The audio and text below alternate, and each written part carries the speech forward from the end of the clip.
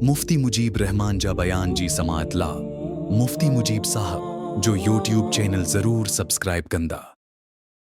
मुसलमान तमाम वॾी रक़म ख़र्च करे जेके वञनि था उम्रे ते वञनि था, हज ते वञनि था, उते साईं पहुचण सां ई असांजा मुसलमान तवाफ़ कंप्लीट न थियो आहे, उन ते मोबाइल हथ में आहे ऐं पूरे तवाफ़ जी जेको आहे वीडियो भरिजे थी, पाण भरनि था, घणा त पाण भरनि था पंहिंजे हथ सां ई। तवाफ़ कंप्लीट न थियो आहे, तवाफ़ में हलनि था ऐं पंहिंजी मोबाइल पाण जेको आहे वीडियो वठंदा वठनि था, सफ़ा मरवा ते दौड़ कनि था।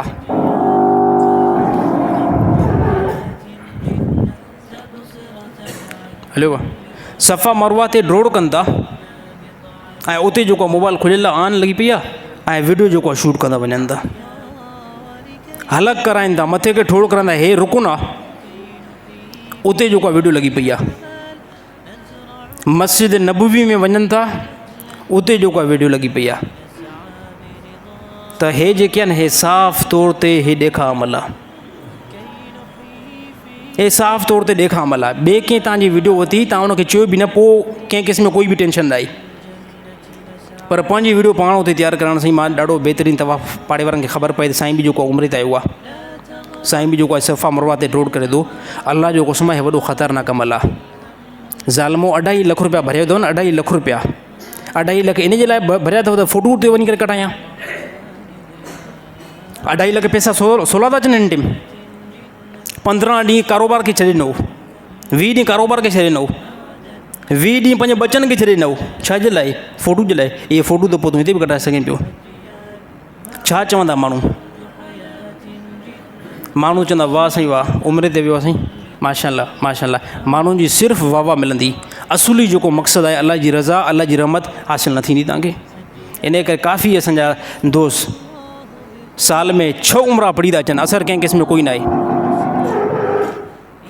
साल में 6 उमिरा असांजा काफ़ी मुस्लमान पढ़ी था अचनि, 5 उमिरा साल में पढ़नि था, 2 त लाज़मी पढ़नि था, मोटी अचनि था, कंहिं क़िस्म में कोई बि असरु न आहे।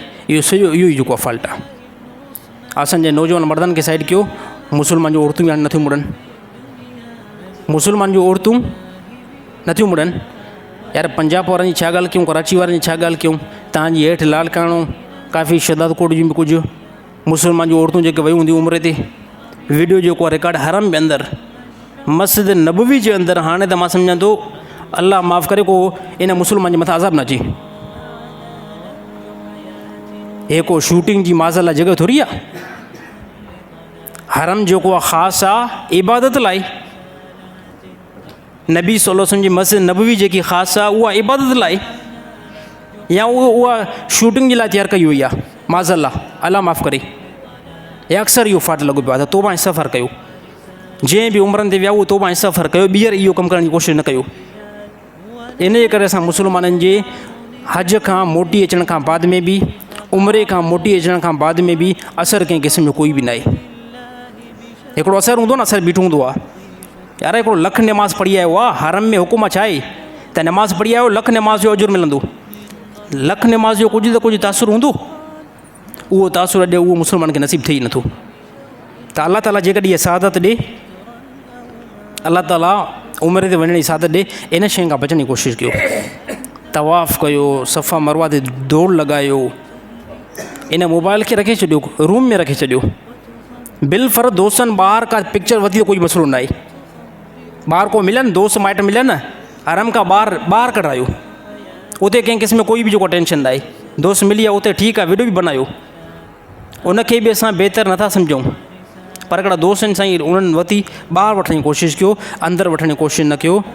इन जे करे तव्हांजी इबादत जे अंदरि, तव्हांजे उमिरि जे अंदरि, तव्हांजे हज जे अंदरि एतिरो तासुरु नथो थिए। अल्लाह ताला तमामु मुस्लमान खे सम्झ नसीब अता फ़रमाए।